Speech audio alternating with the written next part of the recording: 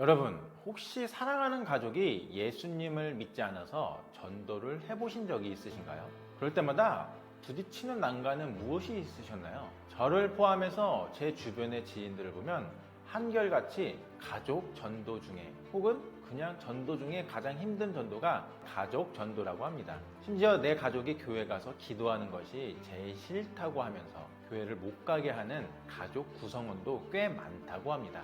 오죽하면 예수님께서도 고향에서 배척을 받으시는 장면이 복음서에 나와 있지 않습니까? 그렇다면 가족 전도는 왜 그렇게 힘이 들고 성공 가능성이 극도로 낮을까요? 정답부터 말씀드리면 전도할 때 가장 힘든 큰 이유 중에 하나가 전도하는 사람들은 맹목적으로 믿음만 강요하지 이성적으로나 혹은 논리적으로 성경에 대해 설명을 잘 못한다는 이유가 굉장히 많다고 합니다. 그러므로 21세기에 살아가고 있는 우리 기독교인들은 무신론자들을 존중하고 가능한 성숙한 대화와 타협의 여지가 있는 접근 방식을 취해야 한다고 생각합니다.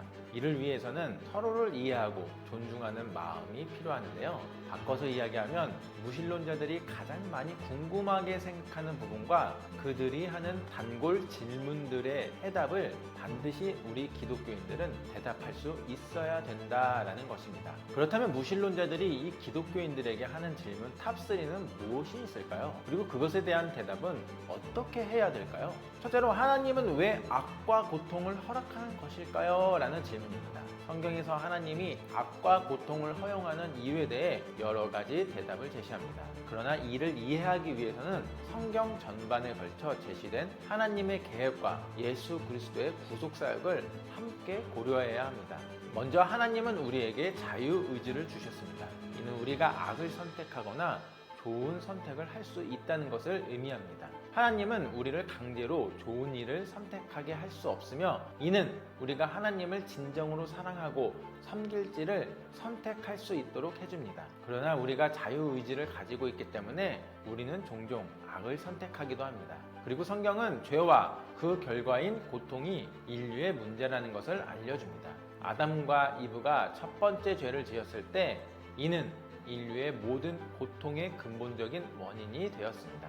이로 인해 인간은 죄와 그 결과로 병, 고통, 죽음을 경험하게 됩니다. 그러나 하나님은 우리를 위해 구원의 계획을 준비하셨습니다. 하나님은 그의 아들 예수 그리스도를 세상에 보내시고 그의 구속 사역을 통해 우리를 구원하시려고 하셨습니다. 예수 그리스도는 우리를 위해 십자가에서 죽으시고 우리의 죄를 대신 지고 우리를 구원하셨습니다. 이를 통해 하나님은 우리를 죄와 고통에서 구원하시고 우리에게 영생을 주려고 하셨습니다. 따라서 하나님이 악과 고통을 허용하시는 이유는 우리가 자유의지를 가지고 살아가기 위함입니다. 그러나 하나님은 우리를 위해 구원의 계획을 준비하셨으며 예수 그리스도를 보내시고 그의 구속 사역을 통해 우리를 구원하시려고 하셨습니다. 이를 통해 하나님은 우리에게 죄와 고통을 주시려는 것이 아니라 타락할 수밖에 없는 인간을 죄와 고통에서 구원하시고 우리에게 영생을 주시는 분이시라는 것입니다. 두 번째 질문은, 기독교인들은 왜 모든 종교 중에 기독교만 진리라고 주장하나요? 라는 질문입니다. 기독교는 모든 종교 중에 기독교만 진리라고 주장하는 것이 아니라 예수 그리스도를 통한 구원의 길이 유일하다고 믿는 것입니다. 그 이유가 기독교인들의 믿음의 바탕은 성경이기 때문에 이것은 성경의 가르침을 전제로 하는 것입니다. 성경은 우리에게 하나님의 계획과 삶의 목적에 대한 지침을 제공합니다. 예수 그리스도는 성경에서 하나님의 유일한 아들이며 인류를 구원하기 위해 세상에 오신 분이십니다. 그리스도는 우리가 죄악으로 인해 멸망하는 것을 막으시려고 자신의 몸을 십자가에 못 박히시고 세상의 모든 죄를 대신하여 우리를 구원하셨습니다. 성경은 또한 예수 그리스도를 통한 구원의 길이 유일한 것이라고 말합니다. 예수 그리스도는 나는 생명이요 진리요 생명의 길이니 나로 말미암지 않고는 아버지께로 올 수 없느니라 라고 말씀하셨습니다. 이는 예수 그리스도가 유일한 구원자이시며 하나님과 인간 사이의 중재자이심을 의미합니다. 따라서 기독교는 예수 그리스도를 통한 구원의 길이 유일하다고 믿으며 이는 성경의 가르침을 바탕으로 한 것입니다. 세 번째 질문은 성경에는 모순이나 오류가 있는 것으로 보입니다. 이에 대해 어떻게 생각하시나요? 라는 질문인데요. 첫째로 역사적으로 성경은 인간의 집필과 번역 과정을 거쳤기 때문에 일부 오류와 모순이 발생할 수가 있다고 생각을 합니다. 그러나 이는 성경의 본질적인 가치와 의미를 훼손시키는 것은 아닙니다. 즉 성경은 하나님의 말씀이지만 이는 하나님의 신성한 것임을 감안하더라도 인간의 문제와 오류가 존재할 수 있다는 것입니다. 그러나 이는 성경 전체 메시지를 부정하거나 무시할 수 있는 이유가 아닙니다. 우선 성경에는 여러 가지 언어와 문화, 시대적 배경, 저자들의 스타일 등이 혼합되어 있어 모든 부분이 긍정적으로 일치하는 것은 어렵습니다. 그러나 이러한 차이점들은 성경을 더욱 풍부하고 다양한 것으로 만드는 것이기도 합니다. 둘째로 성경의 오류나 모순적인 부분들은 종종 인간의 이해에 한계가 있어 발생한 것일 수도 있습니다. 예를 들어 일부 성경 구절은 심오한 신학적 내용을 담고 있어서 우리가 이해하기에 쉽지 않을 수가 있습니다. 또는 역사적 사건의 기록에 대한 차이점은 그 시대의 문화와 관습, 기록 방식에 따라 발생할 수 있는 것이며 이를 인간적인 한계로 해석할 수가 있습니다.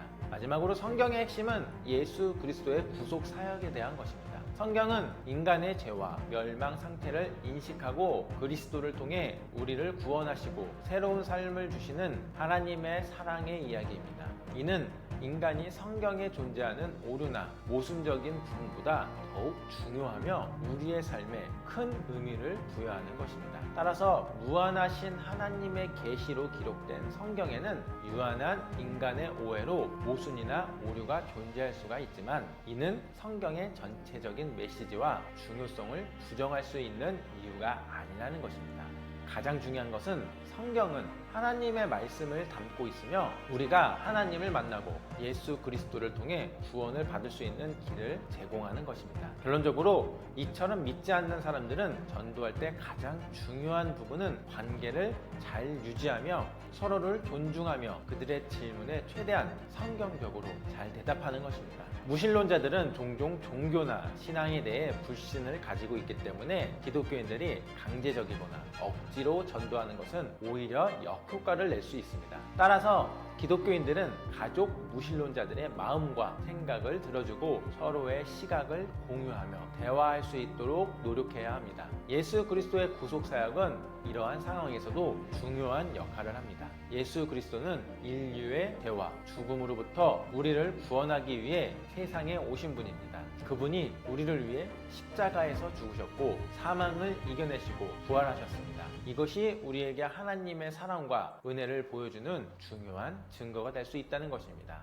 기독교인들은 이러한 구속사역을 통해 무신론자들에게 하나님의 사랑과 은혜를 전할 수 있습니다. 이를 위해서는 무신론자들의 가치관과 열린 마음에 접근하기가 중요합니다. 예수 그리스도의 구속사역을 통해 우리는 죄와 죽음의 권세에서 해방되고 영원한 생명과 구원을 받을 수가 있기 때문입니다. 이런 구속사역은 우리가 하나님과의 관계를 회복할 수 있는 유일한 길이기도 합니다. 그러므로 기독교인들은 무신론자들과 함께하면서 서로를 이해하고 존중하는 마음이 필요합니다. 이를 통해서 서로의 시각을 공유하고 서로의 관계를 강화시킬 수 있기 때문입니다. 예수 그리스도의 구속사역을 전하는 것은 중요하지만 무신론자들과의 대화를 통해 관계를 유지하는 것도 매우 중요합니다. 그 이유가 성령님의 도우심으로 우리의 이 노력을 통해 무신론자들도 하나님의 사랑과 은혜를 느낄 수 있고 예수 그리스도를 만날 수 있는 좋은 기회가 될 수 있기 때문입니다.